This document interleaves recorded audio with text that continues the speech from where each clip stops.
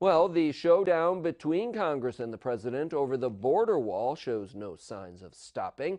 President Trump hosted lawmakers for another round of negotiations at the White House today. That's where we find News Channel 34's Mark Meredith. A wall is a necessity. The day after his Oval Office address, the president traveled to Capitol Hill to shore up support with Republican senators. I'd say that we have a very, very unified party. Later in the day, the president hosted leaders of both parties at the White House for a third round of negotiations. But Democrats say their position remains the same.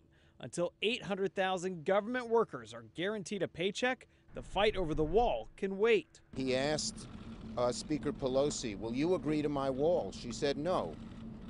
And he just got up and said, then we have nothing to discuss, and he just walked out.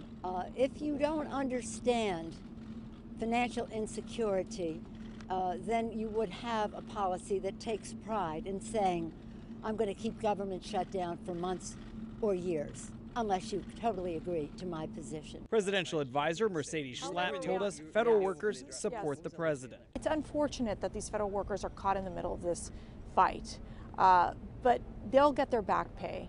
We want to reopen the government, but we got to also secure the border. The president is preparing to head out of town. He'll travel to Texas on Thursday to visit the U.S.-Mexico border. Homeland Security Secretary Kirstjen Nielsen says there's clearly a crisis at the border. It's up to the United States Congress to do their job, to take the leadership that the vice president and president are taking, and fix this on behalf of all Americans. At the White House, I'm Mark Meredith.